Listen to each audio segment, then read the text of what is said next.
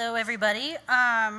So we have 3 youth presenters that will go up as on the agenda, but we will ask that to hold your guys' questions. We'll have a couple at the very end for Pigeonhole. I'm going to plug that again. To get things kicked off, we're going to bring up Ellise David of the Warm Springs Tribe. Hello. So, as Cindy said, I am Ellise David. I'm from the Confederated Tribes of Warm Springs in Central Oregon. So as I said earlier, I am an enrolled member for the Confederated Tribes in Central Oregon, and I've been involved with the IAC since 2014. I went to their first membership meeting in Las Vegas in 2014. That's the age range where you can first go. And then in 2017, I did an internship, and what I was supposed to do was plan the Northwest Regional Youth Summit, and that was the first of its kind. And it's still going right now, so if you're in the Northwest region, let me know. We're still planning for next year, so. And Colby and Aaron came up here earlier. They were their first presenters, but I was one of the ones in their Food, Ag, and Law Policy cohort at the Native Youth and Food and Agriculture Summit that was in Arkansas this year. I give any lawyers props, because a week with all that lawyer and rights and resolutions and everything like that killed me. I give anyone props who is a lawyer, because that was insane. But I did get to learn a lot of perspective that I didn't get to see at home or in school. So I was really grateful for Colby and Aaron, because they showed me the law side that you need to know as a producer, but I didn't want to know as a student. But I was asked to go to the Native Farm Bill Coalition. They flew me out to Washington, D.C. I was with Meg, Cindy, Mariah, and I was with a whole bunch of other people. They flew youth out, and we lobbied on the Hill. We talked to people. We had 15-minute meetings with some bigwig with the USDA, which I probably should know. But being 18 at the time, I was nervous. I was scared. But they flew me out, and that was amazing. And it was huge just to see the lobbying law side that you never get to see back at home. So super excited that I was allowed to go there. I just had my ACL surgery, so I'm gimping along in a skirt and high heels, going to meetings. But Ross and Zach was super cool, and I got to see the Farm Bill side, which was different because I hadn't been in the food and ag law side of it. But I think they did an amazing job, and I really, really hope to be there when the next Farm Bill goes on. I have attended a lot of IAC events. I went to the Great Lakes Regional Summit when I was first starting to plan the Northwest Youth Regional Summit. And that was super amazing because I was experienced to the farming side that I wasn't used to. Our tribe is a gatherer, hunting kind of tribe, and we didn't have that experience of farming. So it was super cool to see that because I don't experience that at home. And of course, the Native Youth and Food and Agriculture Summit, it's held in Arkansas, and it is probably the worst humidity I have ever experienced in my life. But over the course of the week that you're there, you're exposed to different youth from different regions and get to experience their agriculture versus our agriculture. So they are always fun. I'm still in connection with a lot of them. So it's a great resources for any youth who want to go. And I was hired on in March with Oregon State. So that is my new position. And I'm super excited because during the interview, I was dropping names like Ross and Janie because I wanted to make sure they knew that I had the experience. And a lot of them knew, so I was pretty thankful because I don't have a bachelor's yet. I'm working on it, but I don't have it quite yet. But the experience with the IAC gave me a foot up because I knew a lot of the things that was going to be asked of me during the job. So in 2016, I did a food sovereignty assessment. It was through the youth worker program through the tribe. And so what I did was I was working kind of with Oregon State in their office And I don't want to say it was a full food sovereignty assessment because I didn't do the whole 82 pages. I did like a little mini survey. I did surveys on Facebook, at farmers markets, at different locations, just trying to see what our food system was on our reservation in different locations. And I did one-on-one interviews with tribal leaders from different sectors. So the range and ag department, forestry, health and nutrition.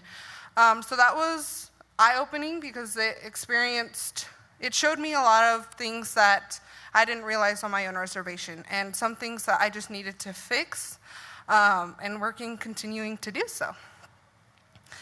I have presented at the Northwest Regional Summit there in Pendleton in September, and that was the first time I met James McEwen, for those who know him. Man, oh man. And he kind of was one of the first ones in my region that paid attention to me and realized what I did. And that was, I experienced some of it at home, but I didn't experience it regionally. He's the Northwest board member for the board of directors for the Intertribal Agriculture Council. And he is pretty amazing, and he can burn rubber on his wheelchair, just FYI. I also presented at the Native Youth in Food and Agriculture Summit. I call it Ag Summit for short, so if I cut it down, that's what I mean. And I presented it to all the youth that were there. A lot of them had questions. A lot of them had really good insights to something that, my tribe didn't have versus a different tribe and how I would assess it. But it was really cool seeing how the youth were interacting with it. Because at the end of the Ag Summit, you have this big binder full of resources, people to contact, internship opportunities, and you just don't know where to go from there. So I presented it as a food summit because that's what I did, or a food sovereignty assessment. And that's how I took that full binder and put it to use. Some people have already done some other similar things, but that's what I did first because I wanted to see what the food sovereignty assessment would tell me and how it would analyze the food system on my reservation. After we did the food sovereignty assessment, we compiled it into like a little report, and that's what we used for, we got a little mini farm to school grant. It was through a different organization, but they gave us money. So in the couple of the pictures, we got a greenhouse, and then we hatched chickens and quails in the classrooms. It was pretty fun seeing the kids. Some of them didn't even know that chickens gave them eggs. So it was kind of cool to see that because not a lot of youth are experienced to that. But the teachers also did really well with their science curriculum and implementing that. And then we also used the results for the Growing Tribal Farms Grant, which we'll talk about that next. So the Growing Tribal Farms program is what I am currently managing / coordinating. We got the money through the Keep Seagull Fast Track funds, which are facilitated by the Native American Agriculture Fund. And I went to Gila River to present on what I was going to do. And so the Growing Tribal Farms program, through the food sovereignty assessment, it kind of was just, we need more farms on the reservation. We are in a food desert like most reservations, we need more producers. We have 10 participants, and they have a varying selection. We have some livestock, fruits, orchards, some small veggie production, and then some lavender mixed in with it too. So there's a wide array of operations that are going to be offered, which I'm super excited about. But what they are going to do, it's currently underway, we are going to do field trips, and those field trips are custom to the operations. So the small veggie productions, we're going to go visit a greenhouse that's nearby. We're not going to go take the veggie guys to the livestock barn, it's going to be custom to their operation. And that's what I'm still in the planning phase because it's kind of ending down. So we're going to see that coming up in spring. We also are going to have them go through the Growing Farm Successful Whole Farm Management. It's an online course through Oregon State, and it's just 6 little modules, just kind of going through how to develop a business plan. How are you going to sustain your operation, and how are you going to manage it, market it, sell it, all that fun stuff. And then they're going to develop a business plan and then present it to the interview committee. And whatever they have in the business plan is what they're going to be funded for. So each participant will get a maximum of $10,000 to start their own operation. And hopefully we can get a little more production and produce or meat by next year. And that's the goal. The other ones, we have 3 different compartments of the Growing Tribal Farms grant. So we have the adult cohort, which I just talked about, the youth, and then the tribal farm. So the youth is my little baby, just because I grew up going to IAC events, knowing December was when the annual membership meeting was going to be, making sure I knew when it was in the calendar. So I'm super excited about this, just to be a little biased. But with the youth cohort, we're going to get 10 participants, so 10 youth, fill out a youth loan, and that could be USDA Youth FSA loan. But I'm trying to push Occupton for those who don't know. It's a awesome CDFI. Just Google them, you'll find out. And then we're going to match the loan 100%. So whatever they get or ask for is what we are going to give them. Just to kind of give a little cushion for their operation, whatever that may be. And then tractor certification. So the first week I got tractor certified so I could teach the youth.